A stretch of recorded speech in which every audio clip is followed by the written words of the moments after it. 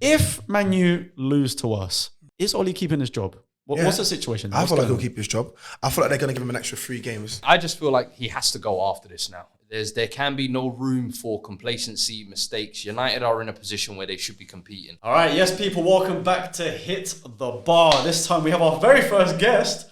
Welcome, Fuad, bro. How you doing? Hey, all good, bro. All good. Appreciate you boys having me on. It's all right. It's all right. We've done something on my YouTube before Yeah, we as have well. done. We've Yeah, done something on 100%. Stoppage as well, so it was 100%. overdue. It was time to bring you on because there's a lot to discuss today. Spurs related, Premier League related, yeah. There's a big one, but we kind of have these usual. Well, when we had guests when we were doing this on StreamYard back a few months back, we had these kind of 3 standard questions that we kind of wanted to we ask every guest. First one is, since it is Hit the Bar, we're going to ask your favorite footballer of all time. Okay. Your favorite music artist right now, like who you're listening to the most. Okay. And then favorite drink. What are you drinking? Alright. So favorite footballer is a tough one because it's twofold. Yeah. So I've got one which is like the reason why I love football, and then there's another one who I molded my game around. Yeah. The one that made me love football was Edgar Davids. Okay. As a youngster, born in Holland, so I was kind of raised on the early Ajax team. Yeah. Him, Seedorf, Bergkamp, Berg. And when you got a man as cool as that wearing goggles, yeah, like you can't avoid this orange shade. Trust me. It was like he was a defensive midfielder, but he was in all the Nike adverts doing skills. I was like, I like this brother. He was a bad boy still. Yeah, Yeah. and then the other one for me was Sergio Ramos, who early on when he was at Sevilla, I said to my little bro, I saw like a 10-minute YouTube comp. This was when comps were early. I said, bro, this is going to be When it was the like best. 360p, that's the best sort of quality. 40p and shit. So when you're in the I power said, league, yo, so when you're in the playground and when you're in the power league, that's who Bro, you're playing. that was Cool. Sergio Ramos number 4 on the back. That's me because he was technical. I said this kid's gonna be the best defender in the world. Yeah. And you look at his career now, bro. Yeah. One of the goats. 30, you know what I mean? 30. So I'm glad that lived up to it. Favorite musician, I'd say it's an easy one to be honest. Travis Scott. Yeah. Good. I can't Is that why you grew the hair out? Is that why you grew the hair out? Hey, you see the influence. You see the influence. I was like, yo, Astro World. Hey, that album had me hooked. See, bruv. It was swear. like, Kanye was always my favorite. Yeah. Then it was Kid Cudi. Then Travis Scott came out. See, he loves that. See, he's a gun. He loves it. We vibing, bro. We vibing. I'm telling you. That was me. It's crazy. We said that on the last episode Yeah, we as well. literally Yeah. last episode I was saying that, but I don't care kind of what the antics are going on right now. I always said that Kanye West is always Word. my favorite 100, artist of all 100. time. I ignore the BS and I focus on the music. 100%. And it's like the BS is part of the reason why the music is so great. You gotta appreciate it. I love that. You have to be tapped. You can't have to be tapped to be a musical genius. It's true. 100%, bro. It's true. Creativity's got to come from somewhere. Do you know what I'm saying? 100%. So for me, it was like, my brother was always a big fan of the gangster music and all that. Yeah. I was like, you know what, I'll leave that to you. Let me, my cool brothers over here, let me talk to them. And then favorite drink, I'll be honest with you, I keep it classic. KA Fruit Punch, man. Say KA swear. Fruit Punch. You cannot go wrong with that, my bro. Like, I think for me, the grape one was a classic at school. Yo, pineapple Everyone as said well. see, any of them flavors, I can't lie to you, they can run. Back when it was 39p. Hey, You know when it was 39p. listen, now it's And I was like- saying, none of this inflation. They still got me even when they up the price, bro. That's how good it is. Word. But that's when man fell in love with it. You remember when obviously it was 39p, obviously the other drinks were 55. I probably spent money on Top I'm Shot. like looking for the change in my Yeah, I pocket. know, What have I got you know what I'm left? saying? You could get a whole meal off the way you had in your pocket. Now you need to take out a loan. You take out a pound. My mum would give me like £2 for the day. That's me in the mornings. I'll be getting my KA, my chocolate, and my crisps. Yeah. And after school, you get the Yes. £1 pizza. 7-inch thing. I was like, yo, nowadays everything's gone. Yo, up, you answered that with ease. Like, you answered that with ease, bro. Because normally, it's like, oh, right. Because I remember when you first asked we me, had to and I was like, think oh, about it. the way he already knew already, like, yo, it's Nah, this. You know, there's certain things here where I'm like, anything I do in life, I'm like, yeah, this is my favorite. Like drinks respect wise, it. I'm not too like I don't drink alcohol. Yeah. So everybody might run to that, but I'm like, yo, juice drinks. I know anytime I go shop, KA is right there calling my name. The new one they got is what's them little glass drinks? I don't know if you've not seen them. They go like £3. The Calypso things, I think they're called. Oh, the Calypso. Oh, yeah, I know Calypso. I thought you meant K. No, I know the Calypso. Yeah. They have like the blue and the blue. Yeah. Word. They're like the new trendy drink. Yeah, word. They have like the yellow tops. Yeah. I switched to that, but then I clocked they're all lemonade. I said, nah, you man are finessing me. £3 for lemonade. I said, get out of here. So cool. So obviously, Fuad's answered that with ease. That was rolling off the top. That was fun. I'm ready. All right, now we're in the thick of things. Make sure if you're watching this on YouTube to like the video right now. We're obviously on Spotify, Apple, all of that as well. So make sure you're listening, following us on all of those platforms as well. But I think it's time we get into the thick of things. Let's get into it. Talk about the footy because there's a big game coming up. And it is Tottenham versus Manchester United. Obviously, for those that might not know, we're all Spurs fans. So we've all shared the pain together. We've been sharing the pain. Obviously, Spurs eye view. Do you know what I'm saying? My guy as well. The views are shut down temporarily. That's how much pain there's in. The content's been drying up. I'm like, yo, listen. I saw Nuno get appointed. I said, yo. This content thing might not be for me, but we here. Let's discuss. You know that there's only so many reactions I can have in my matchday vlogs when it's the same thing every week. Like you're copying and pasting, and it's like, yo, am I just repeating myself here? Into an echo chamber. At least there's a bit of variety, but yeah, no, 100%. This weekend we got a big game, man. Yeah, big game, as everyone's branding it, the big one. So what are we thinking? How are you feeling for the game? We'll talk about the game first before we get into all the managers and everything like that. The actual game, we're obviously at home. Momentum's not with either side right now. Let's be real. Even though we did beat Burnley in the Carabao Cup, it was a stinker of a match. Regardless, like we can't talk about that. But yeah, how are you feeling? How are you feeling for the match coming up? Honestly, not confident. I think that's been kind of the recurring theme with Spurs this season. Is just a lack of confidence going into any game, whether it's a big team, a lesser team, a team with less confidence, and the main reason behind that, the way we're playing. Yeah, for sure. I mean. It's mad that we started the season off with a win against Man City. Now we're talking about how we're just even within that win of Man City, I remember doing a watch along to it, and I was like, "Listen, defensively we look sound," which is what I think everybody expected Nuno to bring to us, a bit of solidity. So it was like I think we caught City on an off day. A lot of their players coming back from international break, so it was like a good time to play them. Caught them on an off day, 1-0, boom. And I thought I'm gonna watch these next few games, and I remember against Wolves were next, and I believe it was.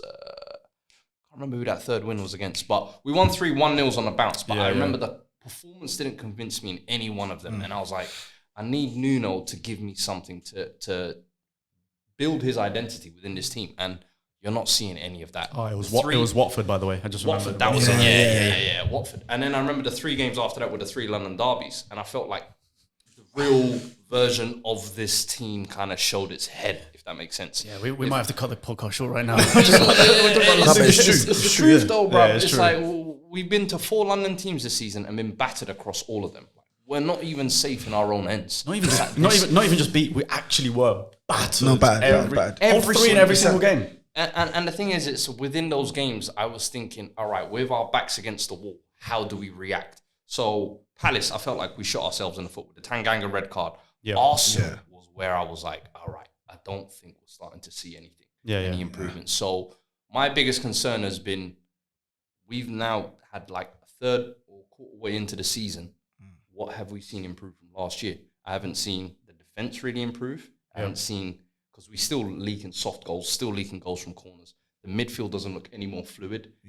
We're not getting even like a consistent mesh up. And 1 week is Ali in there, 1 week is Lo Celso, next week Endom's back in. Then it's Højbjerg and Skip together. So, and then up front, Kane still hasn't turned up this year, and Son is there. He's done his bit, but I think Son's probably been overall maybe our best player so far. He's got the goals we needed, but even still, we can't expect him to. Because we haven't got a team behind him. We can't feed him. Yeah, exactly. And so when you take the totality into it, it's like managerially, he's not really improving us. As a team, we haven't really gelled and found an identity. And then the star players where you think the individuals might get you out. Because I feel like that's, with this game now, United, they rely a lot on their individual brilliance. Yeah, 100%.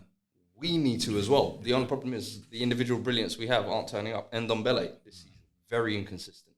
Harry Kane, completely MIA. And Son, we said we're relying on, but those are really the three difference makers I would say we have in our squad outside of that. We still don't have that right wing player that's going to provide. Like, 'cause, don't get me wrong, man. I love Lucas, and I do think his work rate, like, you can't question it at all. That's who I was thinking as well, outside of those three. Yeah, but the problem is, like, he doesn't get goals or assists either. Whereas at least Bale last year, I know people were slandering him for his fitness or made it maybe look like you weren't trying. But let's be real, his numbers were mad. For like the 11 games he played, he had something like 15 goals and assists. And that's the issue. And I think outside of Kane, if the goals aren't there, where does it come from? Yeah, struggling. Last year, when you look at it, we had Kane and Son, who last year was maybe a better version of this season. But even then, outside of Kane and Son, I think our next top goal scorer was in Dom. It was, yeah. It's nuts. It's like, you can't be having that. You have to have for a player that's so inconsistent in the team as well last year. Like. Exactly. And that tells you kind of everything of where this team is at. So going into this game, I really don't have anything to kind of put my confidence on to say, Kane might get us out. You know what? Son is firing on all cylinders. Do you know what? Nuno's got us defensively sound. So I'm kind of going into it hoping home advantage. United are in bad form. The players maybe aren't playing for Ollie, and maybe we could capitalize off that if Kane decides to. All right, but then it goes back to what you say. Like, I don't even feel like we have an identity. Like, as under Nuno, I don't even feel like right now as a team, do we know for sure like, which starting lineup we're 100% happy with going into a game like this anyway? Because even though I feel like Man United aren't in the best form at all, I feel like Tottenham is always that team that's like, okay, a big team's not in good form. Okay, cool, they're gonna come to Tottenham. Yes, 100%. So that's why I'm not even. So he made some good points as far as like why I would be confident going into it. But me being this, like us being seasoned Tottenham fans and paying over and over again, I know already like, okay, this is what they do. Because even Arsenal weren't in the best of form before they played us. But look what happened. Look what happened. They moved to us. We turned their season around for them. We turned their season. They're unbeaten in 6 now because they moved to us, and then from there, like I feel like we're like the people who are like, okay, we give them the confidence boost, and then they move from there. We are the best team to play when you are at your worst. Dr. Tottenham, we call it. We'll see you now. And even in the Newcastle game, when the takeover talks, it was like takeover confirmed. I was panicking that game because I was like, I know they're second from bottom, but they could pump us. But to be fair, we were nervous. Those first 6 minutes, nervous. were you pain. saw it. Boom! I said, oh my God, we're in for a long day. We're in for a long day. But it just goes to show you that, like, we never go to these games and, like, grab it by the scruff of the neck. Never. And that's such an issue when you're playing these big teams. And I know we'll kind of look at United and say, like, the players might not be playing for Ollie. But how many times have we seen these players under Ollie where they'll drop a stinker class for 2 or 3 games? All of a sudden, his job is on the line. Always pulls it back when the job is on the line. All of a sudden, every man turns into a 10 out of 10 player. Rashford becomes a hero. CR7 becomes the legend he is. Everyone's contributing, and it's like, all right, we're back in full effect. So that's my fear, is that United have taken one of their biggest losses in their history. There's no way these players are going to come here and just down tool. I'll be shocked if they do. And if they do down tools, I think that'll be the end of Ollie. And it goes back.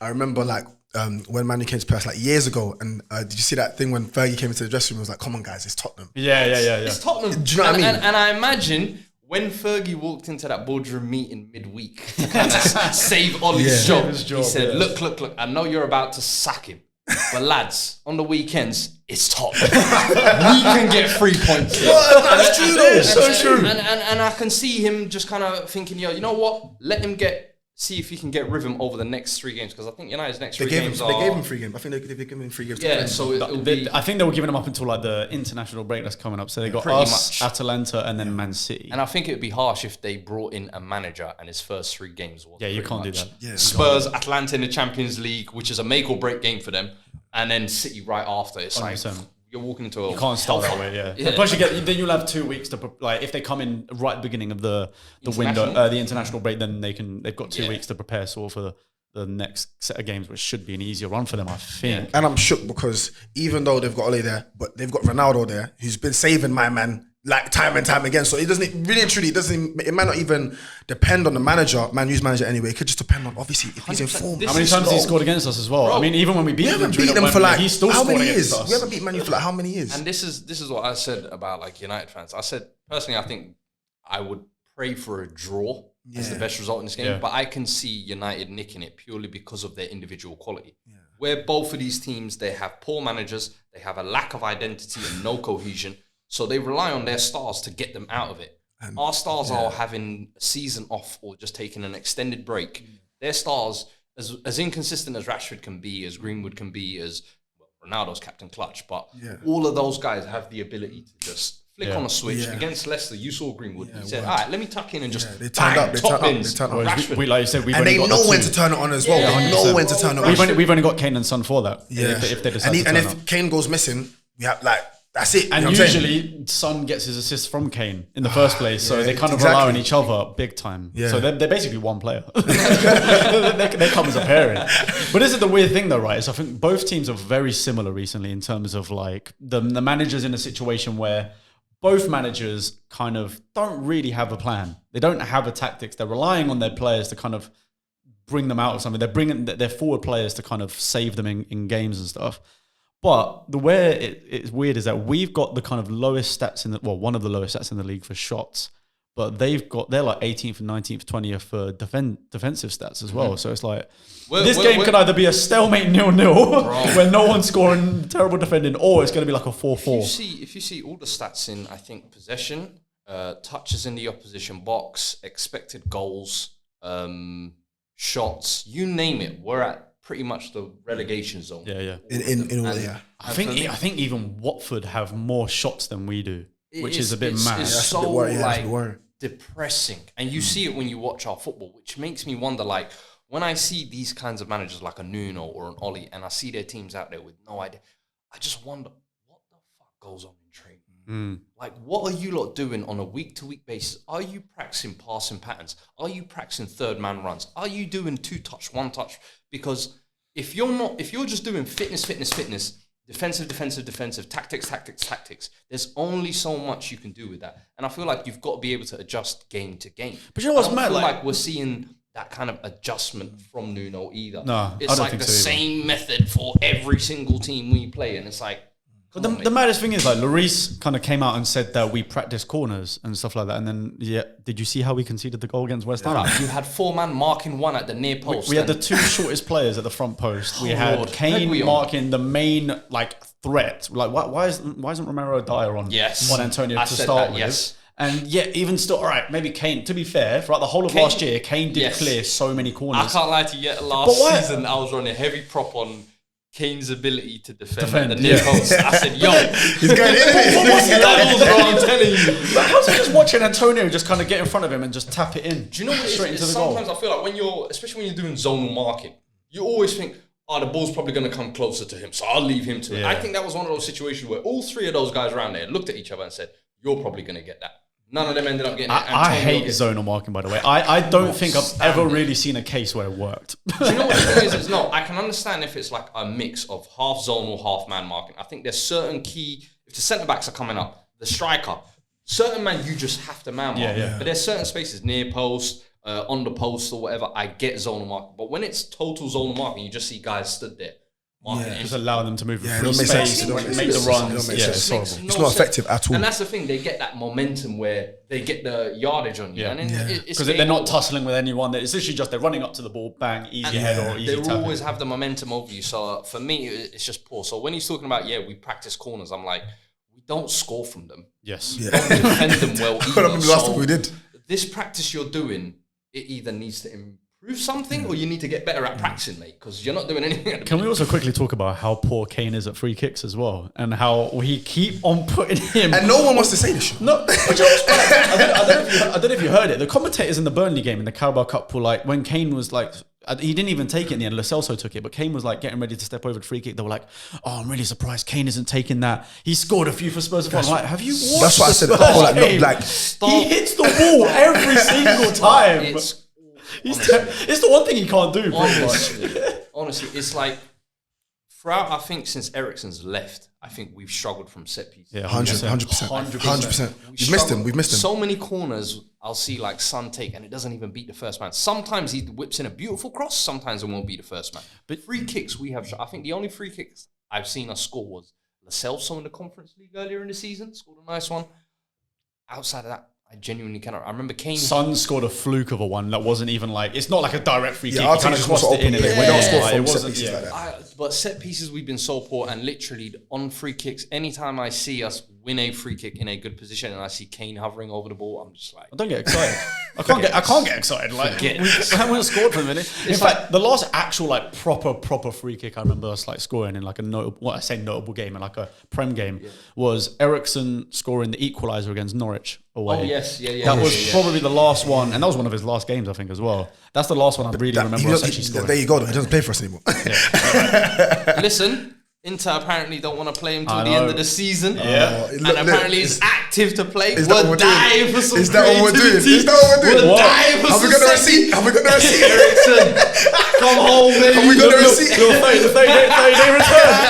Little 6-month loan spell. Hey, I'll take it. That's what they said today. They said Inter said that he can't play in Italy at all. Full stop. Yeah. Oh, was it because of obviously because of the cardiac arrest? So, So he's open to coming Yeah. back. pacemaker fitted, which means he wants to play. So if he's capable of playing, I would say just bring him in for a couple of training sessions. See how we mix, see how we play. But to be fair, that's a different type of can or situation because he can't play them because of his obviously health situation. Not even because of his health situation, just because of their regulations. Yeah. Like it does make sense for him to come back. This is the thing, though. I am a little bit worried that we're obviously in this sort of like fantasy world of wanting Ericsson back because we remember the prime and the peak. Yeah. But let's not Bell forget. effect. The Bell effect. It is. Let's not forget the last year Ericsson had at Spurs. Everyone was crying for him to leave, and we have to do honestly see, like you said, maybe a few training sessions, see if he actually can play football to the level again. Yeah. But we are starving for that sort of creative We midfielder. literally haven't So, replaced him since he's left. would you, if you think he could play kind of back to normality in terms of like the whole situation with the cardiac arrest didn't affect his football or whatever, would you take I him would back? take the gamble, yes, definitely. Yeah. We did it last year with Bale just to see if it benefits us. And it wasn't a terrible. There was move. moments where it was good for us. There was moments where Yeah. he was a bit frustrated and thought, yo, we can get more. We know the player you can be. Of course, that might be the case, but I'm thinking 6 months, we're probably not going to make a big January signing. Yeah, if we're not going to replace the you're creativity. right. All right, it's a gamble. If it doesn't work out, it was the same squad we had before anyway. 100%. If it does work out, hey, it's a nice return. Maybe we can even, make it permanent. Baby steps.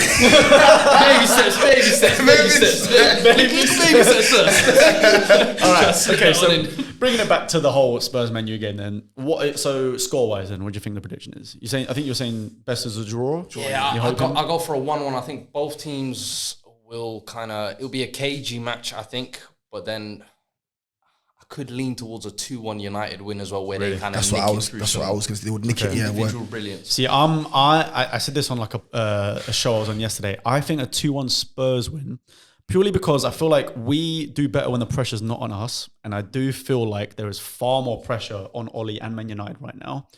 However, I do think Ronaldo's going to score because It's Tottenham. he always does. It's Tottenham, and he comes up in clutch moments. So I do think he'll score. However, I just got this weird feeling. We've got our fans back at home. I know we beat them 6-1 away last year. Home wasn't as good. I don't know. It's just this game could honestly go either way. Home advantage is on us. Honestly, Obviously, we've got the home advantage as well. I think that will help us a lot tomorrow. So I think we're just gonna nick it. But that's me being hopeful. I'll definitely could go either go. way. It could go. There you go. That's what I was just about to say. I think it will go either way. It'll be a very interesting match to see. But me personally, being a realist, I would just say 1-1. It'll be a draw regardless. It'll just be a draw. The problem is, I'm saying 2-1, but realistically, I can't see us scoring more than one goal at home. Yeah. We haven't yet in the league, really. We did against Villa, but that was, again, a close 2-1 again. And this is like, I feel like this is like even though obviously we're both in poor form, this is a big game. Huge game. This is a big game. United, I think they've kept 1 clean sheet in 21 games. Yeah. So there is opportunity there to score. My thing is do we, where I think the game will be won or lost will be on the wings. So I think Rashford and Greenwood versus Emerson and Reguilon is going to be a key battle. Yeah. I think Son versus Wan-Bissaka and Mora versus Luke Shaw. Because I'm not being funny. Luke Shaw got cooked against Atalanta. Yeah. Cooked. That's what I'm saying. So I think we could take advantage of that. Wan-Bissaka's been cooked a couple times this season as well. So if Son can hit his form, I think that's where the game can be won or lost. If Emerson has kind of like the nightmare he had against West Ham, against Palace, he could be getting cooked as well. So that's for me where the game will be kind of won and lost. But another thing that might play into our hands is Varane's been back in training this week. And knowing what Ollie's like, he tends to rush his players back as soon to get them playing. And considering how poor their defense has been, and he's played the same team every time, I reckon he will put Varane back in. So I think it'll be Varane Maguire. So what do you think? If he does get injured during the game, could disrupt things. So you think maybe we could capitalise off an off-form Maguire, an off-form Maguire, off-form Shaw, leggy, Varane leggy, is not really up to full pace. But then you've got De Gea in super form. True. He's looking like prime De Gea again. But then again, that's why I can count on Son, obviously, to test him. I do hope that we can count in that game. I think Son's going to be more important for us than Kane in this game. 100%. Because from what I've seen from Kane recently, all right, even though he did score against Newcastle, and then just looking at most of the games, he kind of just stands near the defenders now. And the centre backs, he doesn't... I haven't seen him make that necessarily that killer run yet. Whereas Son is always making. He's not explosive, essentially. He's not explosive. Kane has never been explosive, but you know the one thing that has always separated him, I feel like his movement and his IQ is what has always gotten, whether it's dropping deep, getting behind. That's what makes up for it. Goal, that's what makes up for it. Offside, came back, curved the run, and I said, "Rah, that's 2017 Kane. I ain't seen that for a couple of years." So if I can see either one, whether he's dropping deep and trying to put on Son, or whether he's kind of breaking. Whereas you know what? I noticed that with the West Ham game, he actually didn't drop deep as much. I feel like there's probably was that because everyone was piling, all the pundits, everyone was piling pressure on him, being like, why is he dropping deep so much? This and that. Well, don't they realise it actually works for us because of the runs that Son makes and the runs that Lucas makes? It does. But there's games and moments I feel like it should be picked and choose. It should be pick and choose. Yeah, of course. I feel like it was becoming a thing where he was just doing it because it was like, we gave him the free license to do it. Yeah, no, of course. But what I found on the West Ham game in particular, though, is that it almost went the opposite for him. It was like he's probably been told, "Don't just do these unnecessary runs back." And all that ended up doing was he was kind of just standing next to Zuma and that lot, and they could pocket him pretty easily throughout the match. So I feel like I want to see more movement from Kane because if Zuma even threw a dig at him. He doesn't even. But he doesn't even have. He threw a dig at him. He doesn't even have to drop all the way to centre mid. But like, if he can pull Maguire and Varane out a little bit, and then Son makes that running behind, boom! I think we're in. Yeah. We've got a solid chance. That's what Bobby Firmino did for Liverpool's first goal last 100%. week. Just pulled the centre backs a little bit forward. Luke Shaw was left in no man's land. 100%. So I think that's personally the way we've got. Hopefully, he can have the same effect. But this is Nuno we're talking about. The tactics don't really come around. So, all right, so then staying on around the Spurs Man United situation, we're talking about the managers. And we're going to talk about Ollie first because I think that's probably the bigger talking point at the moment. If Man U lose to us, is Ollie keeping his job? What's the situation? I feel like he'll keep his job. I feel like they're going to give him an extra 3 games just because obviously of who it is. But I do think obviously Ferguson coming in as well, I do feel like he's obviously had a word and they've kind of almost not restored obviously more belief because the results speak for themselves, but just exactly, and just almost give him like let's give him a chance. So I'll give him if they lose to us, I'll give them another 2 games, another 2-3 games. Don't you think that's like worrying signs though? They basically had to get his older brother to come in and protect him. But if Ferguson can vouch for you, that's a big. I mean that is, bro. It's one of those things. I'm like, Ferguson isn't a board of director. No. He's not like a guy who left your club 10 years ago, whatever, still having a say-so on your club now. I would worry that as a United fan. I'm like, I'm sorry, I know you're the godfather and we love everything you've done, but you should not still be getting involved. And especially when it's protecting a manager who's clearly out of his depth and incompetent. And for me, the biggest issue is I'm like, if they stick with him and after you lose to a Tottenham side that is badly managed, going through a rough patch and you lose to them, we cannot risk Champions League qualification. But I can't see them sacking We've already sacrificed taking the biggest L to Liverpool. Imagine now you go hold 5-0 to Liverpool and then 7-0 to City. Brother, you must hold the club. Do you know what? I think Sir Alex is smart, you know. He's basically gone and looked good, being like, look guys, I did my best. I tried to keep the job, whatever. It's out of my hands, nothing. It's out of my hands, work. He's made himself look good either way, no matter what happens to him. 100%. He looks like he's protecting his guys, but for me, if they lose this game, I said, for United this year, I feel like their squad that they have, they've probably got the best squad they've had since Fergie's left. Yeah, 100%. I was going to do bits. I was genuinely worried at the start of the season. Genuinely worried. And you're thinking, one of these trophies they're going to go for or compete for this year. But what the stumbling block is, Ollie, you've gotten to now how many semi-finals? How many finals? And you've lost every single one of them.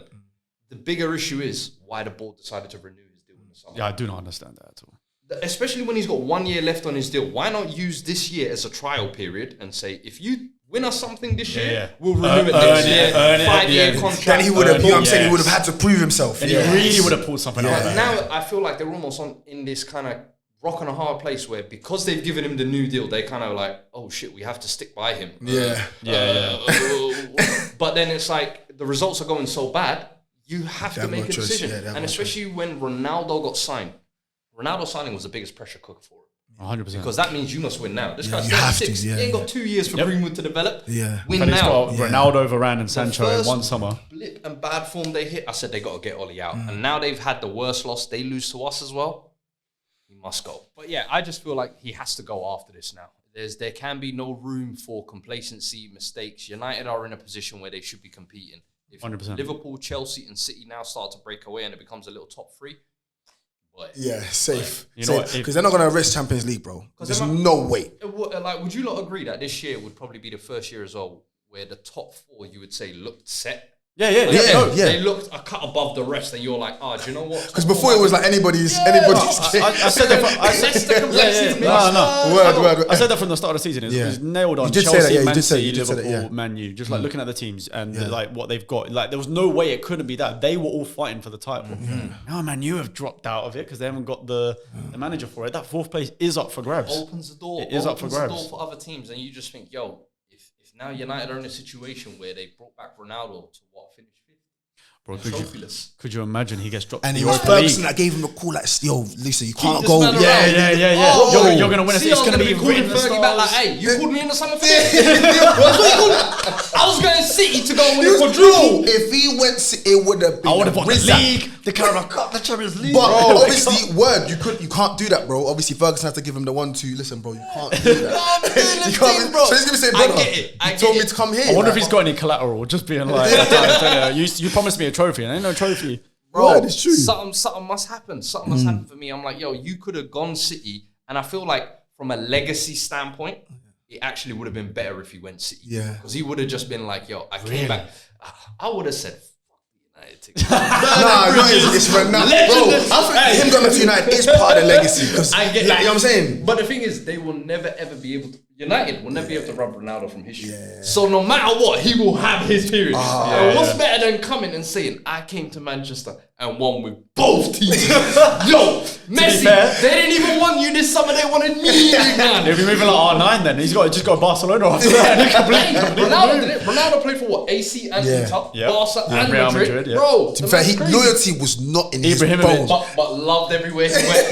Loved everywhere So this he went. day, football, and that's what it is. Because obviously, because Ronaldo, he was going everywhere. It's more so of a football thing. I think, but England is a bit different though. Nah, because if Ronaldo delivered, if hypothetical, we're all talking hypothetical. If Ronaldo went to City and delivered, the City fans would have rolled twice as hard. It's true. And it's like, yo, all of a sudden, and you got to remember, all the international fanboys who support CR, instead of running back to United, run to City. Yeah, City's. That They're stadium probably all crying right now. They have to rep United now. But obviously, he went to the theatre of dreams, and now it's nightmares in there. It's a nightmare, bro. Leaking roof. Bro, rats running around the pitch. Yo, it's a mess. So you think if embarrassing losses coming up he's out of it. He's out. gone. He's out. If we win comfortably, he's out. If we win 5-0, I think he's sacked. No, he's gone. Like the same match, Full time. same day. Yeah, Sorry. he has to surely. Bro, I don't know how they never sacked him halfway through the Liverpool game. You got to remember, Martin Yo got sacked half time. Yeah. No, I think it should. We didn't respect him. We disrespect him. We didn't respect him. The man took us to back-to-back fifth place finishes where we'd never seen for years. And then we just said, yo, half time, quick time, put the call in. Ollie got to... Forget back-to-back fifth. He was 5-0 down. They should have texted him. 4-0 down at half time. They should have just said, hey, big man, don't even walk back out for the second half. Do you know what's mad? If Liverpool didn't step off the gas and they scored like 8-9, he's definitely gone. I think 5-0 was almost like right on the edge, just enough for them to make an excuse to keep him for a few more games. If it was any more than that, any close to double digits, he's gone. And you're right, because Liverpool took the kind of put the handbrake on once the Navigator injury happened. They were just like, you know what? We got this. Because a lot there was some dirty tackles flying in from Man U after that, 100%. Who do you think that would be the best replacement for, or who do you think the replacement would be for Ollie? Yeah. Because obviously big talks are Conte and Zidane are like the top two right now. There's a few ways this can go. Now the Zidane route, I'm not sure of, because I think Zidane works best when like everything's ready, set for him, and he just needs to manage the egos. I think tactically he's improved. He gets undersold a little bit. But I think Conte is the ready-made guy to come in. I'm gonna rip you all to shreds, and we're gonna win the fucking. And man, you still have that pool of people still wanted to come and manage them. We don't have Yeah. that. And I'm not being funny. Their squad is scary. Yeah. You bring in a good manager like Conte to like just really nail the defense and everything. Yeah, 100%. And I think Conte's the kind of guy where those kind of shit defenders, put them in a back three. All of a sudden, Maguire, Lindelof, and Varane look a solid set. Conte can do things where he makes average players good. Yeah. So what he did to Victor Moses, it was unbelievable. Like, Yeah, it's mad. sort of a miracle. Like, that's a miracle. When he went Inter, he went and signed pretty much every Premier League region. Sanchez, Young, Smalling. He done a madness. Darmian. He done a madness. He made still. Ashley Young grow his hair back and get a fade. How does a manager do that? How is he that good? His tactical genius went straight to the head. He grew his back. He got remedy. He grew his back. He's passing on the remedy. But word, man, you still have that pool. Two little surprising candidates, I think. Eric Ten Hag. Yes, I've seen a few people. I low-key want to reserve him for us. But I was on the same. I remember the whole summer before we started. We were both. I remember seeing the tweets just flying. We were like, Ten Hag, We were Ten Hag cheerleaders all summer, bro. And who did we get? Somebody who wanted to go Everton and ended up coming to us.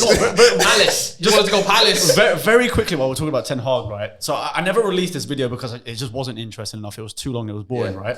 Myself and my dad, right? We sat down because my dad's like an accountant. He's like a whiz with Excel and all that. We actually made like a full-on, like we got stats from all of like maybe 5 or 6 managers that we were talking about at the time, like Fonseca, what the guy from Lazio, I can't remember his name, his manager. We had like Nuno, we had Pochettino, we had Ten Hag, and like a few others as well, like Ranić and all that. We made like a full-on like their style of play, the formations.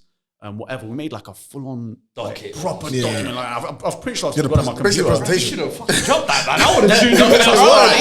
I like bro. Let me know in the comments if you want to see it. If you want to see that Word, on that sounds Twitter. mad. But Ten Hag came out leagues ahead of everyone else, and because we basically assigned like points.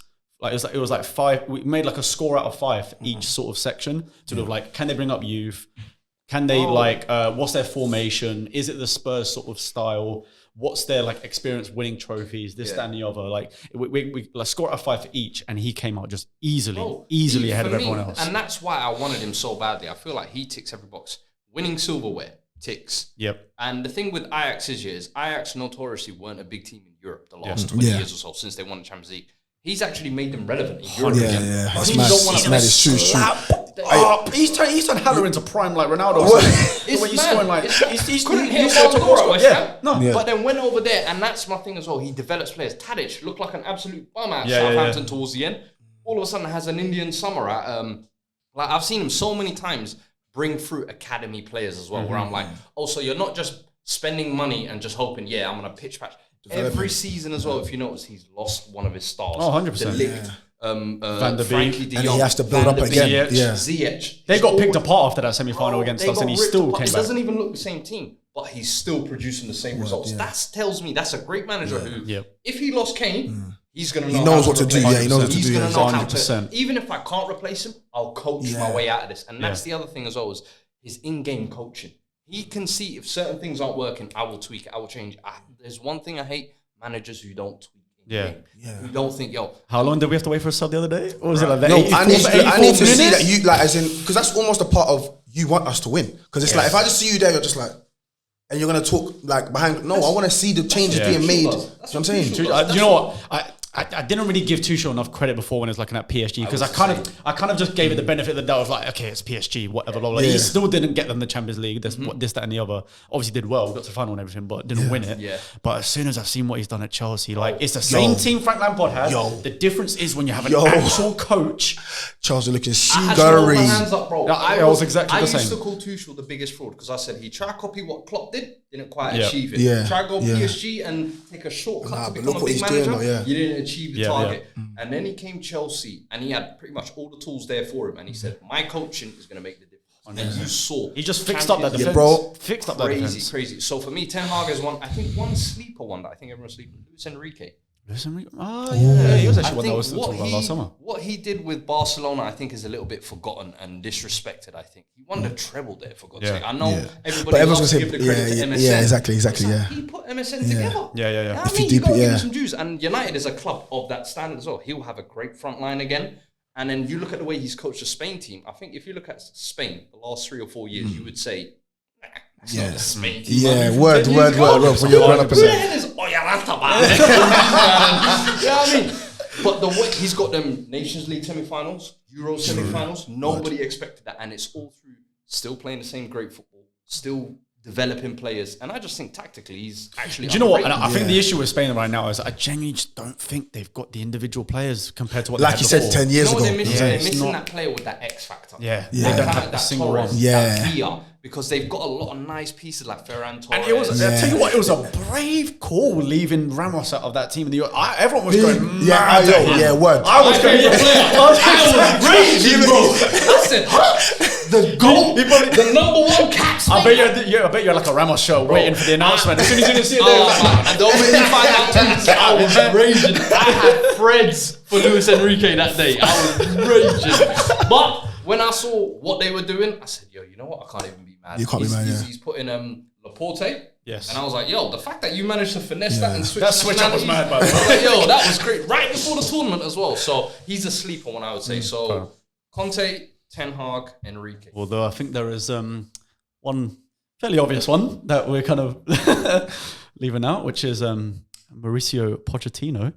Which is if I'm being obviously there's always going to be whispers, but like if I'm being honest, I think Pochettino would be a great fit for Man U. And I think I genuinely thought, when was it? Was it November?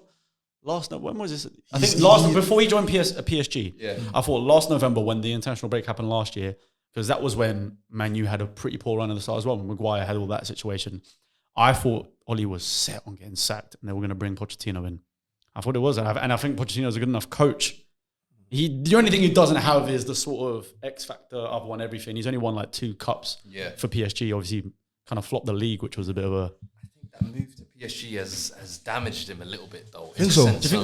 And not me personally. Personally, I still see him in the same light. I still think he's a great manager, but I think for big clubs, if they want to hire Poch now they're going to look at his PSG spell. True. And I don't think the team is looking as cohesive for all the star pieces. As everyone thought it would be, Yeah, so, and the thing is, well, I would hate to see him leave that PSG project unfinished because he's a former player there. He's got ties there, so it's not just like, oh, I'm here just to collect my trophies. Got the money and whatever. He's got legacy there. Yeah, he's got legacy there.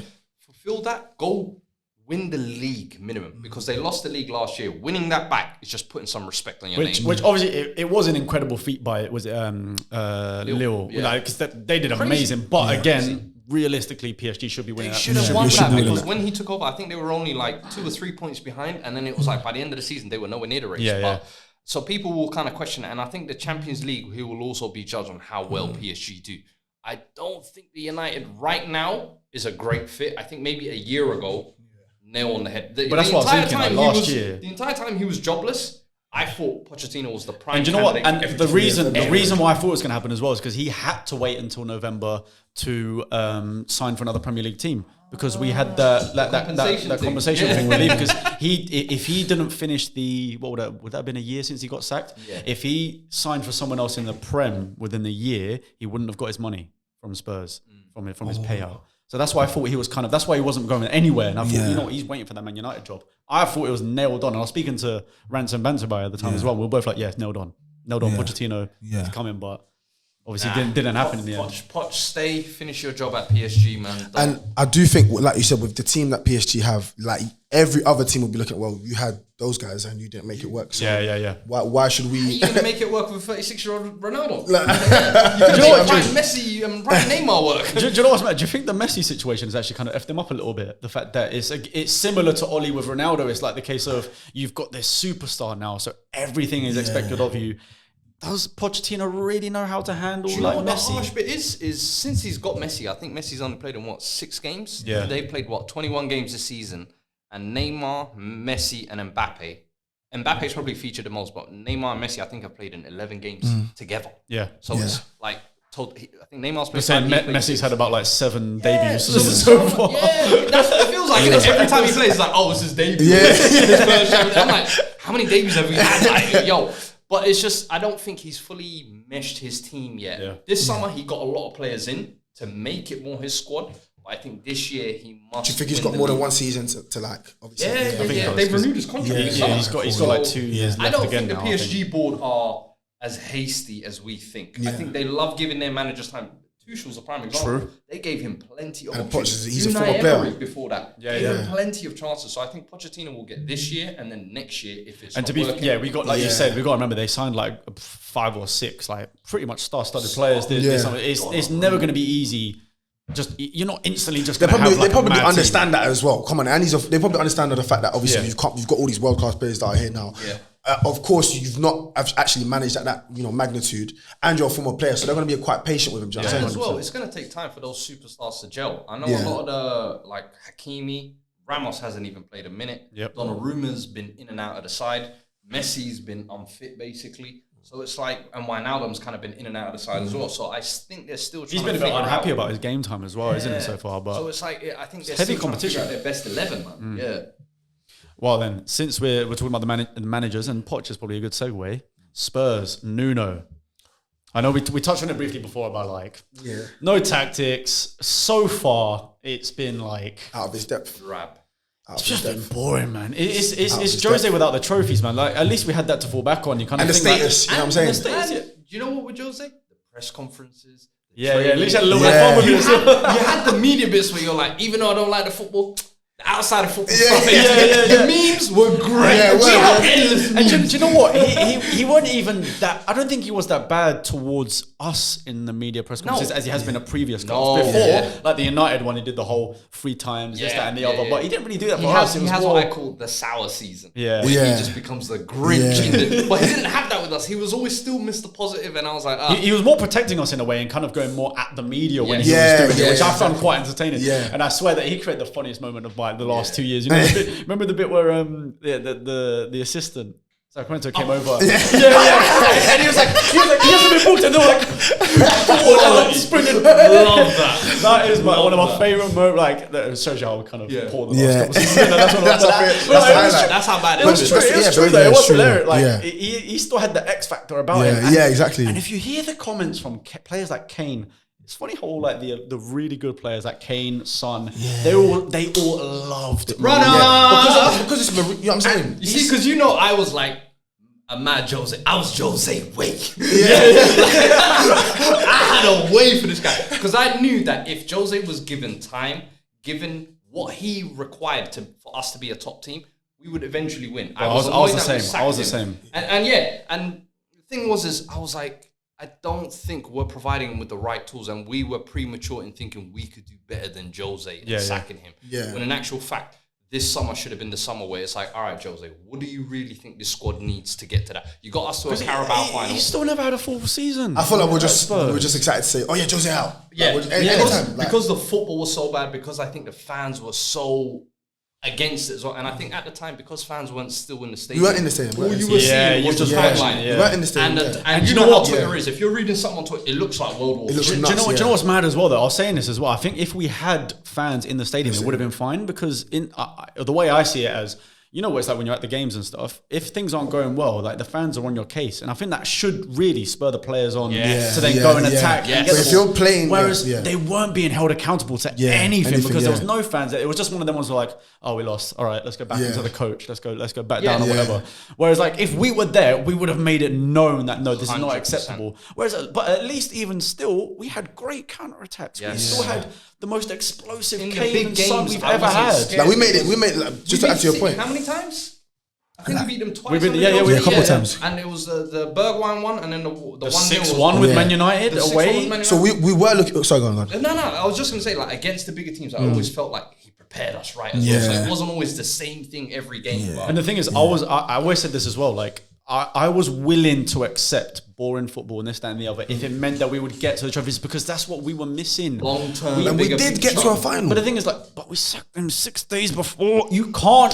I'm sorry. To hire a history teacher. I don't get, like, look, even if we're talking like Ollie at United or whatever, it doesn't matter. You simply just cannot sack a manager you can't. 6 days before. I felt like he was like, well, all right then. You expect something left. All because we didn't want to pay him out if he did win. It makes no sense. And that's the thing. I felt like Levy was trying to almost like, oh, if he wins this, Jose, and I sack Jose after this, he's going to say, I brought a trophy to the Tottenham that year. They still owe me type of thing. So it's like, I'm not going to let you get no credit, knowing no Jose, knowing Jose as well, his contract definitely would have had some nice, naughty little bonus if he won us a trophy. Because that's what 100%, we were craving for. 100%. So I genuinely think it was a spite thing of like, I'm going to sack you at the end of the season anyway. Things are going bad. I'm going to sack you now before you have the chance to win a trophy because I don't want to pay you out, which was ridiculous because they're prioritizing not paying that's him what I'm saying, over the maybe 5 million, whatever it is, I don't know, compared to us winning a trophy. Even if it is the Carabao Cup, I don't care. We need that trophy now. 2008, the drought has been too long. And the thing is, bringing Nuno in now, it just doesn't feel like anything's improved. That's the bigger issue. It's still boring football, but now I don't have any confidence going against any big teams or any team really. Before we had Mourinho, was like, we have Mourinho. That's self-explanatory. And we saw the best ever Harry Kane throughout the whole season. But they were motivated to play under a manager like him. Do you know what I'm saying? That's the key thing, though. For me, one thing I hated was I always said the reason why we got to back Jose is because if you see the players who are buying in, Ndombele, he had him running around in the park a year ago. All of a sudden, we're seeing the best version of him. Kane, best version of him. Son, best version. All of a sudden, they're the best duo in Premier League. Exactly.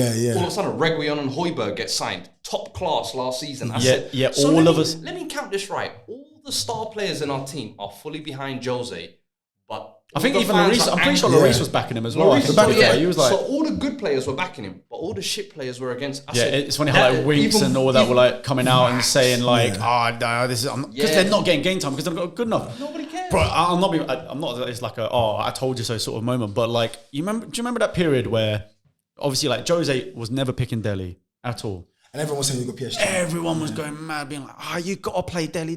Like, this is what we're craving for. And I'm like, I promise you, I sat there and I was like, Delhi's not good enough anymore. And I promise you, it's just, since Ericsson left, Ericsson gave him a focal to how Delhi played because of the balls he managed to give him.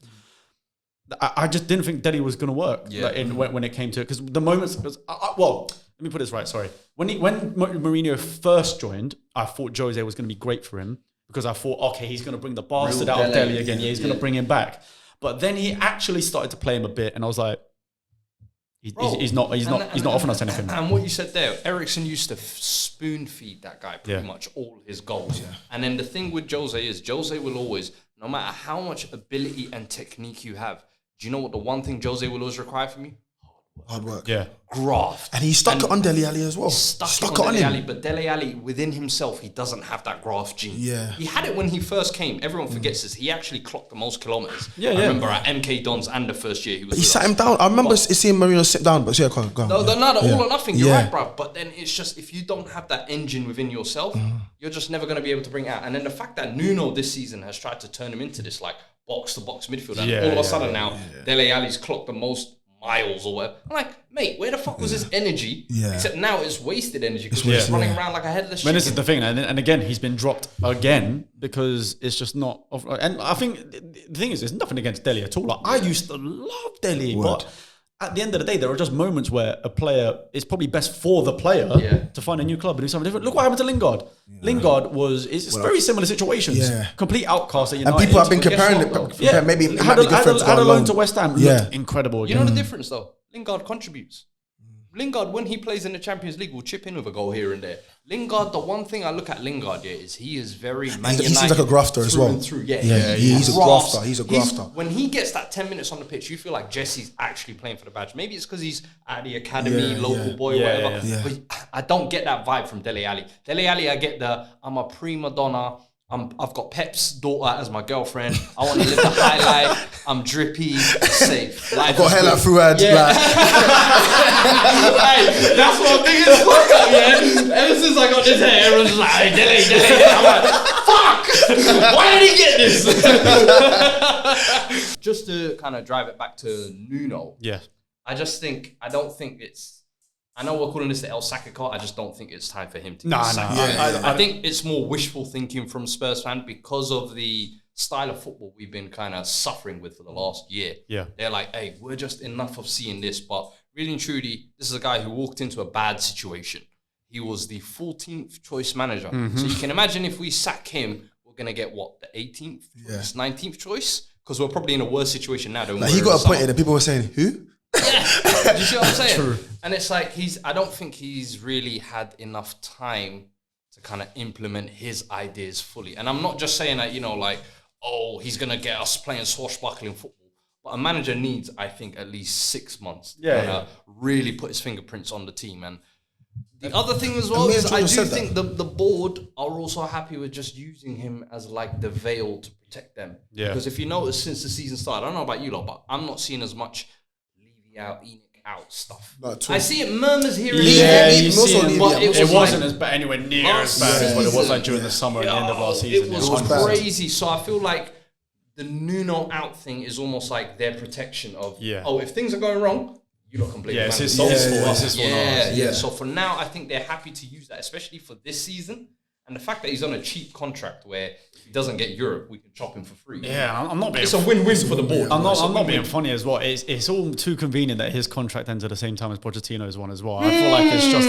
Because Levy tried to make a last-ditch attempt to get him in the summer and it didn't work out either. So when you were talking about him coming back to the Premier League, that's what I was trying to hear. Talk to me, Michi. Talk to me, I'm going to put it this way. So you were open to Poch coming back? Yes, 100%. We're open, yeah? 100%. That is my preferred option. Because what we've got to remember now is, okay, there are still some players that were there before, but we finally shifted on a few of the deadwood. Yeah. The others should be going in January. There's talks of Winks and Dele being moved on in January at least. And I still think we need to get another partner for Romero as well. So we're probably still looking for a buyer for... It's more likely going to be Sanchez than Dyer if one of the two is going to go. So we're looking like... And to be honest, it's pretty much in the words of Gary Lineker, I said this last podcast as well. We still haven't been able to find a better manager for us than Poch. 100%. Facts. And the thing is I feel like there's a few pieces that we have in this team that you can still build a team around. Reguilon, Højbjerg, Ndombele, Son, Kane. Yeah. I feel like those 5 players... And Romero now probably, I would say. Romero as well. Those 6 players there, if Poch walks in, he can add pieces to that to make it his team. Does that make sense? And I feel like everything I think you would love Romero, man. Well, one, Argentinian, and 2, just his style of play. That front foot aggressive. Yes. I'm putting my heart, my head, and everything on the line to get that ball. Yeah. And sometimes it was almost overzealous. Yeah, but I like that. Yeah. You know what? I'd rather when he was on 4 now on the ground. I was like, "That's my guy." I love him already. I love him already. Word. You want your players to put themselves on the line like that? Yeah, word. Very good. Did you see the when Argentina played in the recent games when they had the guy had the penalty miss? No. And it was the best thing I've ever seen. Right. So I can't remember who it was they were playing. Chile, whoever. I don't know what it was. The guy missed the penalty. I think it was in a shootout or something. And him and Otamendi both ran over to the guy and shouted in his face like proper like Martin Keown stuff. You're lying. Both from either side just came in like in his face and like celebrating. Otamendi was another madman as well.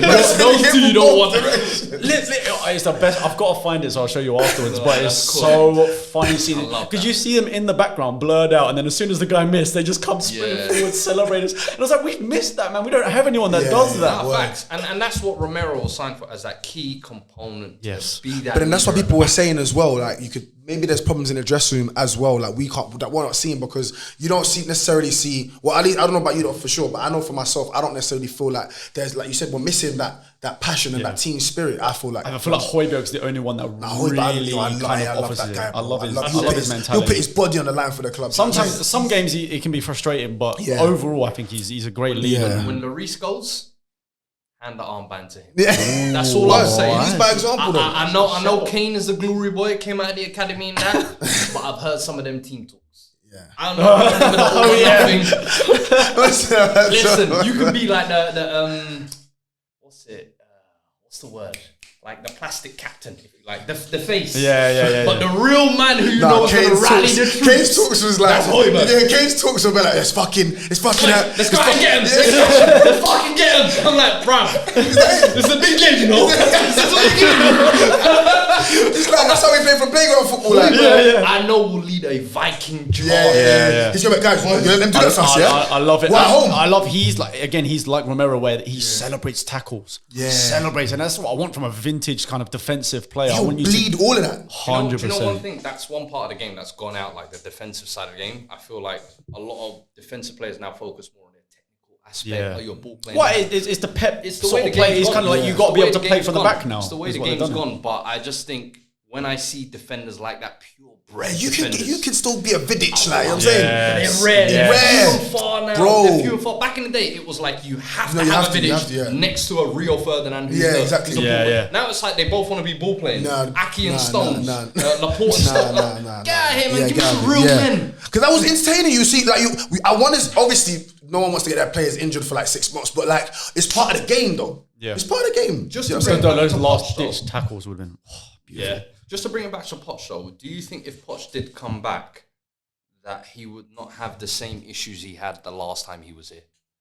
So his issue was I'm being allowed to take the club to a certain level. To get the then players once in. we get here, because I imagine we're looking to get Poch back in to get us back to just those levels. He took us to. Like, hey, well, we just want Champions League again. We want Champions League again. That's it. But in his head, he's thinking, I want to win it. The league. Yeah, I want the 100%. Champions League. I'm not coming here to do the same shit I did last time. Yeah, so how do we appeal to him to make him want to come? If that makes sense, because I don't think he would be that interested in.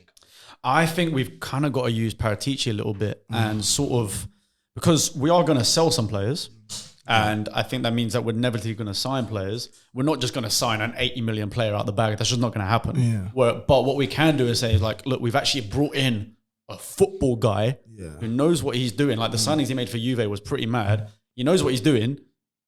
We're going to sell some players. Let's use that money correctly and smartly to bring in some top quality players for you. It doesn't have to be the whole Bale situation where we brought in 7, well, apart from Eriksen, 7 pretty crap players. Yeah. Let's do it smartly this time. Let's bring in 2 top quality players, because like you said, we've got like 6 very 6 pieces we've already got there. We just need a Vertonghen regen to go alongside Romero. We can work with the fullbacks. Hopefully Emerson comes good at some point. Yeah, I think it's too early to call for him, to be honest with you, because there's games. Well, I think so. I think he's starting out pretty. It is early, but and the only reason why I'm maybe judging Emerson a little bit harshly is because of the whole Tomiyasu situation. Yeah. When I see Tomiyasu at Arsenal, similarly, 2 foreign players into a new league, I see Tomiyasu's adapting better. Yeah. And I'm hearing we were supposed to sign Tomiyasu. Yeah. And we decided to say, no Tomiyasu, we want to pay 12 million more for this guy. Yeah. And now I'm being told I have to be patient with this guy. No. I want Tomiyasu type performances from you as well. 100%. But you know what? It's weird though. Like, I see what it means. The frustrating thing with Emerson is that obviously he got the assist the other day to Burnley, but before that, never crossed the ball. Ever. The amount of times in Newcastle where he was always... He gets in amazing positions on the right wing. Just says, no. Cuts it straight back to Højbjerg. Because he knows how to... You get me, like, you know what I mean? But when it gets to that position... And I think I think he's supposed to be quick, but you don't really see him use the pace that well. Like, I think he uses it more this way. Yeah. Because he'll get caught out of position up top there, and he tracks backward. Yeah. He's got that whole like Forrest Gump sort of like, or that Steve Bruce on was it on that FIFA clip? They've done him dirty though. They've done him dirty. But what I will say with him is I do hope he does improve, but the early signs for me, I'm like, I don't see the difference from him and Ori. I know what you mean. I see a little bit of the rashness. I see a little bit of the getting caught out of position. I see a little bit of the, I'm going to give them the crosser 10 yards to cross. Too many times I've seen crosses come in from his side and I'm like, where are you? Yeah, same. Where are you? So I hope it's just an adaptation. I think it probably will be, to be honest with you. But we'll see. I mean, give it a couple months, we'll actually see what he's really like. But I like the fact that we've got Tanganga as like the good backer, because I loved his performances the first few games. You lot think about, you say we need to sign another centre-back. Maybe this season is the trial period to see how Tanganga and Romero work. This is what I was thinking, and I think it's a bit too idealistic, because he is... The academy kid in the star side. But the thing is, right, let's be real, like, he is a great player, but he's not tall at all. He's obviously still young, so he can get stronger, but he's also a right-footed centre-back, and his favoured position is the right side, which is also Romero's. Like we saw the Burnley game, Sanchez plays on the right side, and he had to be brushed to the left to play sort of out of position compared to normal. And I just don't really know if the balance is going to work, having Tanganga as a left centre-back and then Romero as well. I think if it was a back 3 we were playing and we had Tanganga right centre-back, Romero in the middle, and we had like a left-footed centre-back, I think that could work really well. I would like to see... Because Emerson probably would be better as a right wing-back anyway, because I think he, like you were saying, he gets in... Yeah, and Reguilon as well. He's got the pace, he can run up the wings. I think Reguilon's definitely better at getting those crosses in and attacking on the left hand side. I just want to see it more. I said I want to see when we hit that 3 London derby losses. I said Nuno needs to do what Conte did that season at Chelsea. Yeah. All right, I've tried you lot's methods, this 4-2-3-1 or whatever. My time now. 3 at the back. And I think we have the players. I know maybe not the third centre-back option, but Dyer... But even then, Dyer's been doing all right. Dyer's been doing all right so far. 100%. And I feel like with our midfield, we have a lack of width. We have a lack of creativity. Yeah. Cool. We can sacrifice one of them for an extra centre-back. Use the wing-backs instead. And as you said, Emerson and Reguilon could be even better as purebred wing-backs. So it's an option. 100%. Okay, so summarise on Nuno. Don't think he's going to get sacked. Well, we don't think he's not going to get sacked. This is more for Ollie. This is more for Ollie. It's way too early. But what it will do, it will start putting pressure on Nuno to deliver results, even if not performances, results. Like if we like get a 1-0 win off the back of some random ass whatever, I don't care. We'll take that. Even if we have a crappy performance with Man U and then we win 2-1, I don't care. Yeah, I don't care. I was celebrating Jose results last season despite playing the ugliest football. Same. It was we won. But we were top of the league for 3 weeks. I was like, I don't care how we're playing. This is the best position we've ever been in. The whole way through. We not win. Even when Poch was playing, we're only top of the league like maybe for a week or maybe like a few hours. Yeah, but we were still consistently getting Champions League. I don't care if we played them. Exactly. But as long as we get there. Massive misconception as well that we always played champagne football. No, we didn't. And let's be real, the substitutions was a frustrating thing for him as well. Yes. It was a big issue. And signings, but this ain't Poch bashing. Come back. Leave home. We got a receipt for you, bro. We got a receipt for Dave Chappelle. You see it, Of course, Prince G, bro. No, but do you guys feel like we'll get Champions League? Oh, hell no. Hell no. I don't think so. You know why? We got always... George is a real believer. No. He's an optimist. Yeah, he's a real believer. I love that about George. I am an optimist. I do think it is a little bit more up for grabs now, like I was saying before, because of the fact that Man U are... Exactly. That's why I asked. It's definitely the grabs. But the problem is West Ham, Leicester, both doing better than us right now. Everton, not that consistent, but have been good in some occasions, so they're still in the conversation. And obviously, Arsenal picked up their form as well. So there's... It's possible. Yeah. Let me put it that way. It's possible. Europa League is looking more realistic. But realistically, it's going to be Europa League. Target 6th place for me. Anything above that is bonus. I think we need a trophy though. And now that Man City are out the Carabao Cup, even if it's Carabao, I don't care. I'll take any trophy. Anything. I'll take a Carabao. Europa Conference League. Give me my Conference League, please. European trophy. I'm screaming European champs, baby. We screaming that. We're record breakers. We could be the first to win the Europa Conference League. Bro. I'm not going to say European champions. Who's the first? We just won the UCL. Bro, who's the first ever European champions in England? Who is the first ever Conference League winner? Hopefully us. And I'll be going to my Arsenal fans. I'll be like, yo, you lot ain't well. When's last week not won a European trophy? What European trophy they got? Super Cup. Don't count. I'll take that, bro. 100%. Yeah. I said this season, I think 6th place Conference League, that should be the priority. Yeah. Carabao, I think, was more last season, and I think the Carabao is more of a thing of just end the silver drought. Yeah. If we get the Conference League, it's a ends the European silver trophy, drought, you get into Europa. I do think we've got I say a fairly decent chance. The fact that City aren't in the Carabao Cup now is a big plus because Liverpool probably will play like a second team in the next round. Chelsea probably will as well. Yeah. Chelsea's a problem. Don't care. They'll play their best team, bro. We've bucked them in semi-finals so many times of FA Cups. Geniuses rant. You remember that historic one? We played better. Playing don't win, big man. Doesn't matter, bro.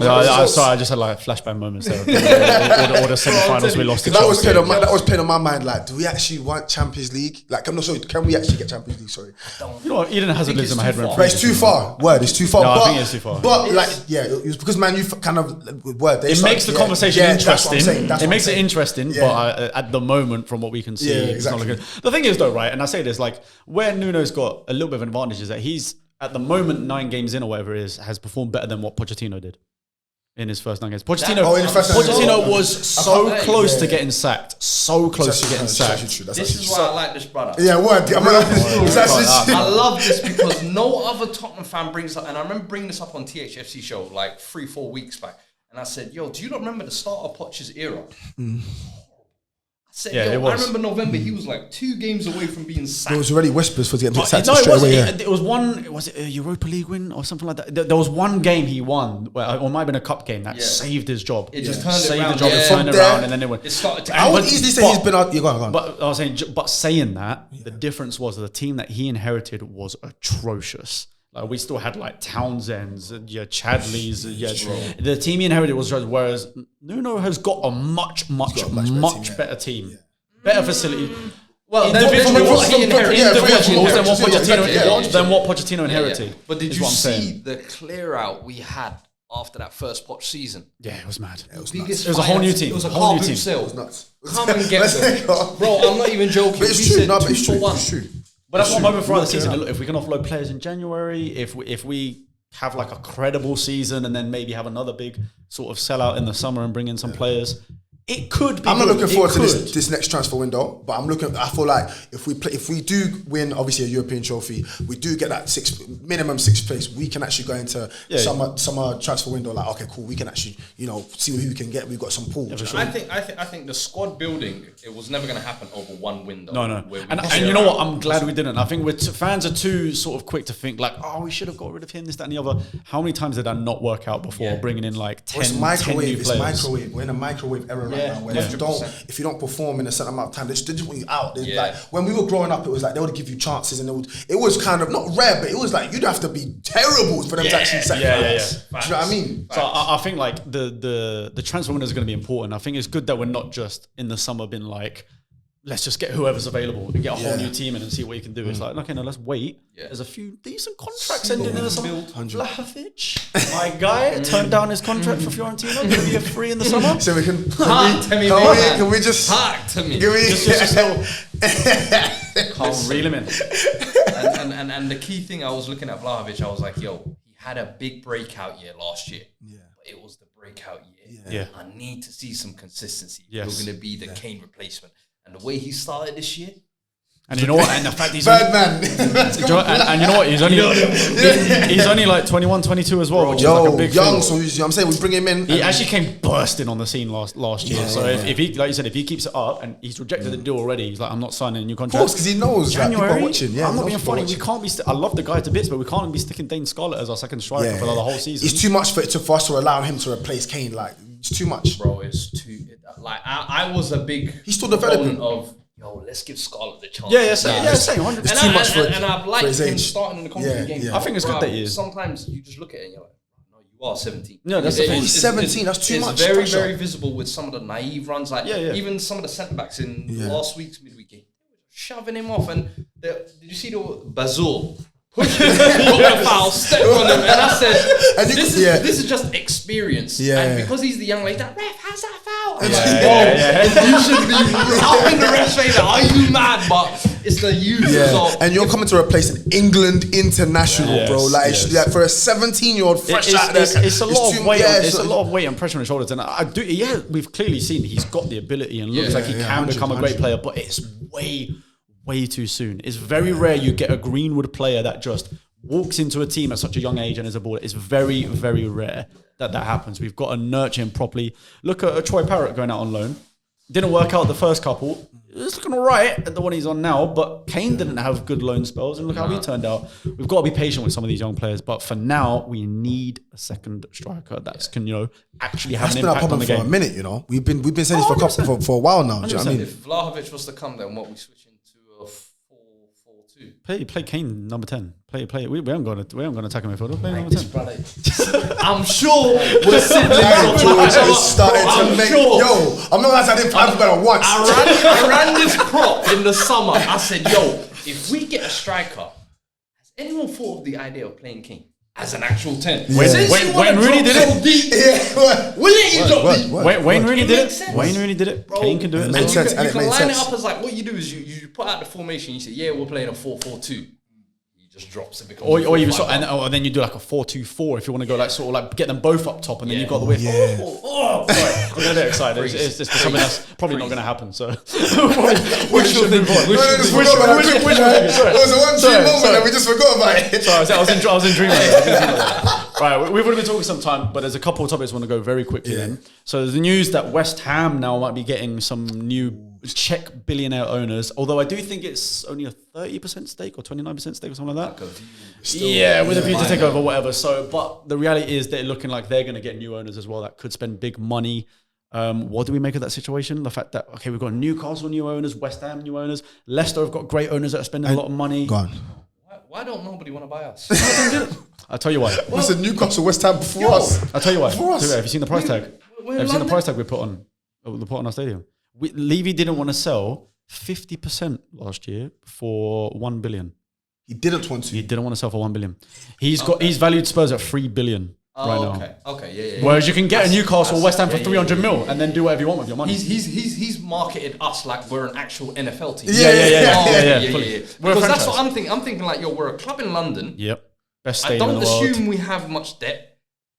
Unless we do. We do, Well, but I the debt think is like stadium debt. But because you get the stadium, that's Yeah, like exactly. a bonus, if that makes sense. And also with West Ham, it's like they're also a London club. So even if they don't get us, they don't even own their stadium. They're on a lease. Still, in like, an Olympic ground.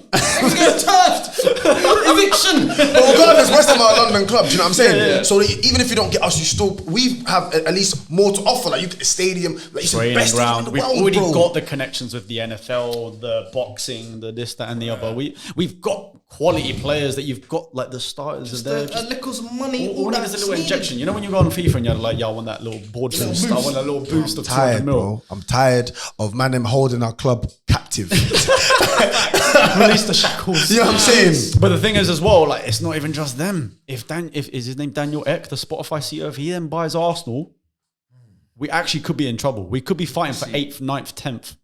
That's my only saving grace, is seeing how much Arsenal fans suffer with their board. Yeah. If that happens now, we actually We're have to left- burn the we- new we have stadium to- down. yeah, we're If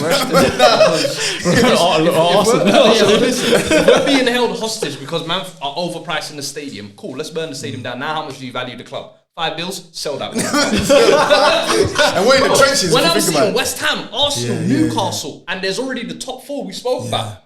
We're not And even getting top let's 7 right now. let's not forget what Aston Villa are building as well. Aston They've got Villa, fairly Leicester. new Bro, owners. so already you can already tell, like, okay, cool. We might Everton have got fairly new owners. They spent a lot of money recently as well. it's Oh my true. God. So We might be struggling to get top half of the table.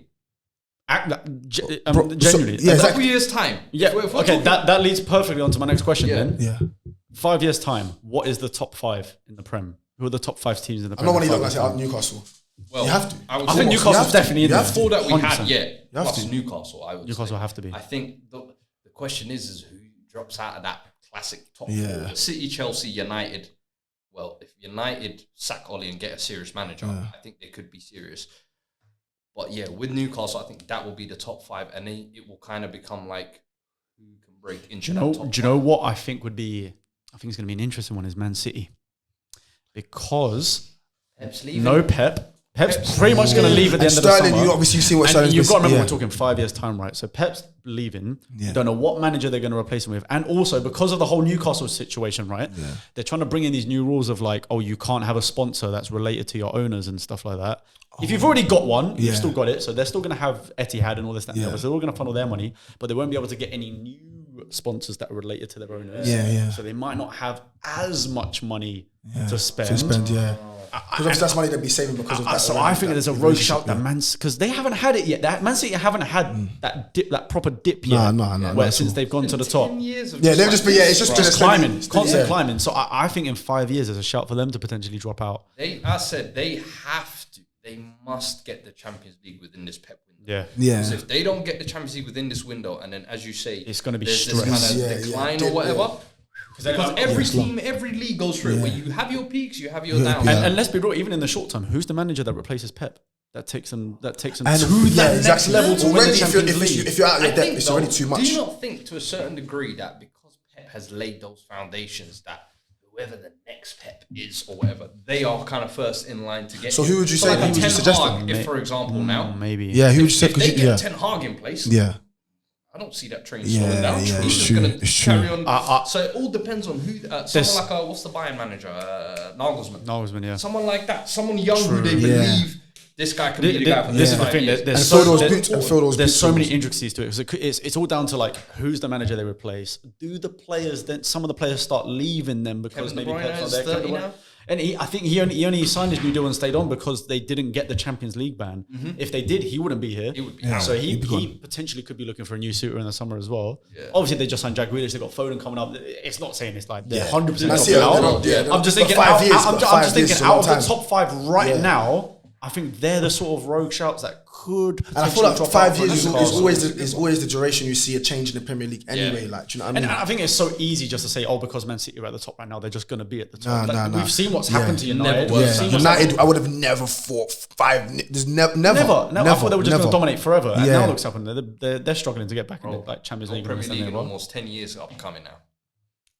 It's mad. Crazy when you think of that. Lack of trophies since Mourinho as well. Like it's a struggle time for them as well. It'll be interesting to see how quick Newcastle and West Ham now climb up those ranks. I think because if you say top 5 right now, Leicester's probably the 5th one, right? Yeah. I think Leicester can't compete with the Newcastle in 5 years' time. I don't think what Leicester are building is great. I love they've got the new training facility. They've got organic, great. It's organic. The owners love the club. We spoke right? Their recruitment is next level. I think when we're talking the money Newcastle have that they're going to sort of build, what that does though with Newcastle, it allows them to make mistakes over and over. So if a big money signing flops, they'll just go and splash on another one. Burn it. But what I feel like Leicester have done is Leicester and Wolves as well. I feel like billionaire owners, they're both owned by billionaires as well.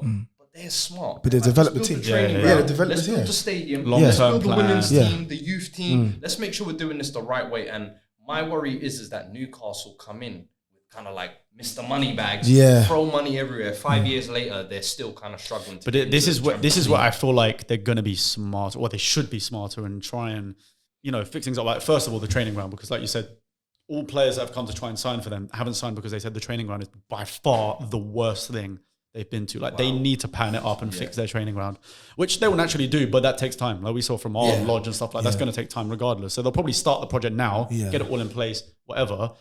But I think they're going to be a bit smarter and not do the Man City thing of just buying whatever star players available and try and mold them into the team. I think they need to be a bit clever. Sign your Tarkovskis. So sign a Premier League proven player that thinks, you know what, Newcastle, with the money they've got, is going to be a step up. It's going to be a rise.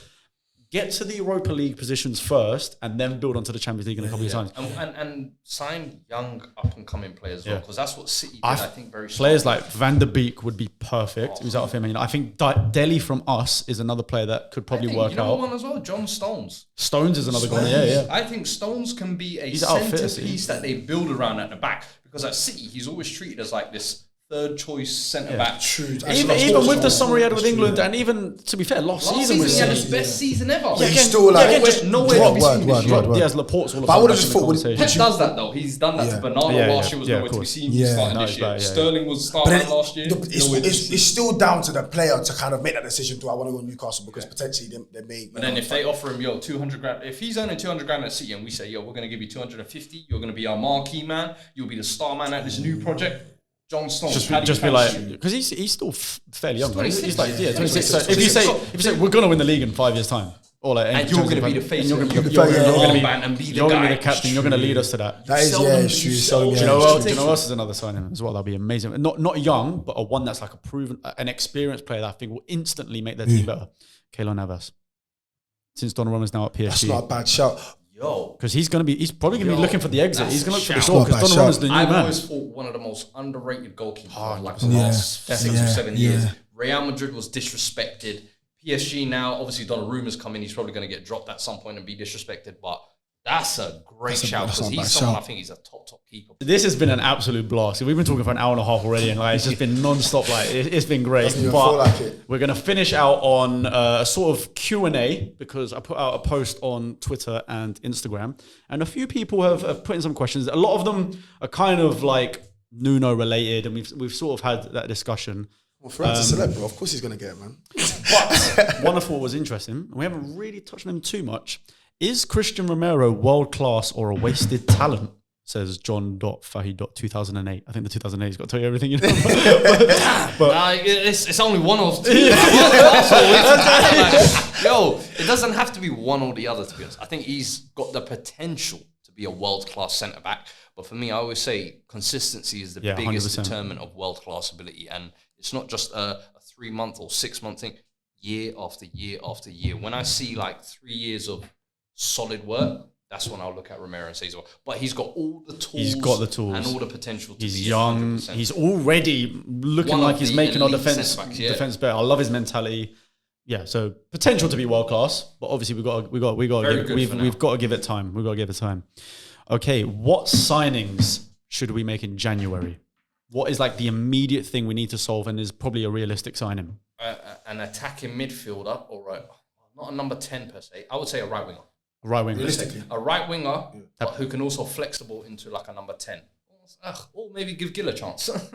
I don't know. True. But we just need that right wing sort of player that can get the goals and assists. We just need a spark from midfield who can get the attack going, and someone who can chip in some goals outside of Kane and Son, ideally. I think you're right. Because I think for me, like a position I feel like I really, really want is a top quality partner for Romero. But the problem is, this is January we're talking about. If we're going to get that top quality centre back alongside him, it's just not really going to happen. And it's going to be harder to move on the likes of Sanchez and Dyer around that period. So I think you're right. I think that sort of creative midfielder, we've been starving of that for a long time. So I think that's a good shout. Speaking of, I know we talked about it already, but Eriksen probably has to leave Inter. Would you say that's the player could potentially go from January? That would be the first one I inquire about.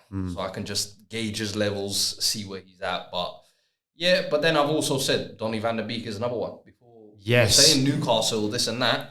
Bro, we were trying to get him when he was trying to sign for United. Bergwijn was supposed to be Agent B, but didn't work out. His career. So he went to United. Bro, I'm hoping now he's had that bad experience. We can after that semi-final, I wanted us to sign Donny van der Beek to be competition for Delhi, because I feel like they were fairly similar players in terms of their play style and what they offer. And then Ziyech. I thought Ziyech was the one that at that time would have been a quality sign for us. Now at Chelsea, very injury prone. Very injury prone. Not looking good. He's dead now. But what are you thinking? He's a sign. Or position, at least position. At least position. What do you think is like the main priority signing for us? Yeah, we said it. We need a striker. We need a striker, bro. We need a striker. And I'm kind of tired of saying it, because we always believe like if something happens to Kane, cool, we don't really have anyone to fall back on. So I would just say, I feel like we would need a striker, but who we would get? Vlahovic? Yeah, that's another question. All right, and I think probably the last one then. How long do you think it will take us to get back into the top 4? I said 2 years. At least 3 years. Yeah, 3 years. See, I said 2 years. Because I'm including this year. I think this year. No, I was talking separately from this season. Okay, then 2 years after this season, if that makes sense. Because I think this year is like this is a write-off. This is a write-off. I think next season will still be a bit more of a transition period, but where we should find some rhythm and direction for the club. And I think the year after that is where we're like, all right. And for me, I'm just talking as in we just get a spot. I don't mean as in from there we're consistently in the Champions League. Yeah. Do you know what I'm saying? Okay, yeah. Okay, yeah. So you're saying maybe just a one-off? Yeah, just obviously if we can, but I haven't seen enough to feel like it will only take us 2 years to consistently get back there. Do you know what I'm saying? I don't know, man. I think I don't know if we have the patience to wait for years. Yeah. We're just gonna literally just finish it. Thank you. You gotta keep that. I don't know if we've got the patience for that. I think we need to solve it quick time before that. I think 2 years we need to really be looking at trying to get back in, or like 2. For me, I don't think. I think within those 2 years, I think if a trophy comes, it becomes a little you're right. Actually, I think a trophy is more what's being. But we know that's not the club's objective, though. The club's objective, because you get more. You get 5 million or something like that, or whatever it was, maybe 2 million for winning a group stage game in the Champions League. Yeah. You only get like 200 grand for winning the Carabao Cup. Yeah. Just for comparison. I think it's pride, though. Do you know what I'm saying? And for us, us. But I'm saying for what the club won, and we all know Levy's objective with every new manager has always been get us back in top 4, get us top 4, get us Champions League football, because that's where the money is for the stadium and everything. That's why I think it's going to be a big priority for us, which is annoying for the fans' perspective, because we all know we want to see that silverware. We've got to see that silverware. And man, all they think about is money, bro. All right. Well, I think that's it. This has been an hour 40 pretty much. We've nearly been going just non-stop. It's our first guest. So it had to be a Tottenham fan. Thanks for coming. Thanks for coming through. Get a little bit excited. But yeah, appreciate absolutely everyone coming to. If you're watching this, if you've made it this far on YouTube, congratulations. That is incredible. But yeah, like I said, we can find us on Spotify, on Apple, on Google Podcast, on Amazon. You can find us absolutely everywhere. Hit the bar, all on socials as well. Hit the And bar hit the subscribe official. bar as well. And of course, if you want to take us out on like where people can follow you, what you're doing, all that sort of stuff. Fuad Cadani on Twitter, Instagram, and YouTube as well. Yeah, I do YouTube videos every once in a while. I'll do a European show with Cams as well, Dos Locos, after Champions Leagues usually. Stoppage Time TV as well. Yep. We just did an interview with Marlon Harewood yesterday or the day before. So that's out now. So yeah, that was really, really good insight as well. He's given us like some of the Tevez stuff that happened. Yeah, some of the West Ham stories, FA Cup finals. So You must have stories for days. Bro, I'm telling you, the West Ham proper stories, yeah. And that West Ham team was like proper full of mavericks and like characters. He was from there. That's where you see Man Utd taking place because yeah. So he was telling us like that whole story. But yeah, honestly, good content, good people all the time. Jeez, come on. Appreciate you lot, man. Come on. Sweet. See you later.